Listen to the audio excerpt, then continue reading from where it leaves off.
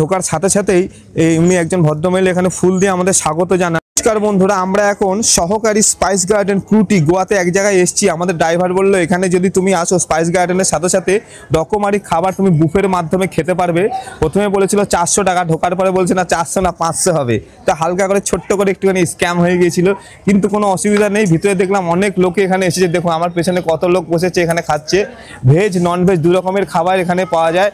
আমি আমার থালাটা দেখিয়ে দিচ্ছি। দেখো ঢোকার সাথে সাথেই এমনি একজন ভদ্রমহিলা এখানে ফুল দিয়ে আমাদের স্বাগত জানান এবং ওই পাশটা নিয়ে গিয়ে আমাদেরকে এক কাপ চা খাওয়ান। চা খাওয়ানোর পরে এই পাশে রয়েছে সেই বুফে সিস্টেমটি, যার মধ্যে ভেজ এবং নন ভেজ সব রকমের খাবার রয়েছে। প্রথমে থালা চামচটা নিয়ে নেওয়ার পরে এখানে রুটি রয়েছে, একটা ক্যাবেজের সবজি রয়েছে, আর রয়েছে সাদা ভাত, একটি ডাল রয়েছে, একটা বাঁধাকপির সবজি রয়েছে, এটা হচ্ছে ভেজ বিরিয়ানি, এটা একটা আলু মটরের সবজি, এটাও একটা সবজি, এটা হচ্ছে আলুর চিপস। আলুর চিপসের পরে পাঁপড় রয়েছে, তারপর রয়েছে আচার, আচারের পর সুইট রাইস, এটা হচ্ছে কোকম। কোকমটা খেলে তোমার খাবারটা সুন্দর করে হজম হবে। এটা খেলে বলছে গোয়ান একটা স্পেশাল ফুড, এটা খেলে খাবার হজম হবে। তারপরে এখান থেকে চলে গেলে এপাশে রয়েছে নন ভেজ।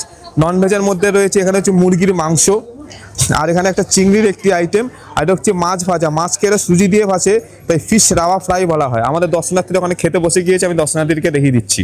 দর্শনার্থীরা এখানে খাবার নিয়ে নিজেরা খেতে বসে পড়েছেন।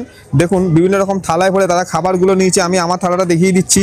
আমি নিয়েছি রুটি কোকম, যেটা দিয়ে হজম হয়, মাছ 3-4 পিস মাছের লেজা নিয়েছি, পাঁপড় নিয়েছি, ডাল নিয়েছি, আলুর চিপস নিয়েছি, পাঁপড়ের তলায় এটা হচ্ছে মুরগির মাংস, ছোটো ছোটো মাংস, মাংস কম হাড় বেশি, আর ক্যাবেজ, আর নিচে সাদা ভাত, ভেজ বিরিয়ানি নিয়ে মশলা দেওয়া ছিল বলে। এই খাবারগুলো এখন আমরা এখানে বসে খাবো। এক ধরনের গোয়ান থালি। আশা করি আপনাদের ভিডিওটি ভালো লেগেছে। ভিডিওটি যদি ভালো লাগে তাহলে লাইক করবেন, কমেন্ট করবেন এবং বন্ধুদের সাথে শেয়ার করবেন। ইউটিউবে যদি দেখেন তাহলে সাবস্ক্রাইব করবেন, আর যদি ফেসবুকে দেখেন ফলো করতে কিন্তু ভুলবেন না। ধন্যবাদ বন্ধুরা।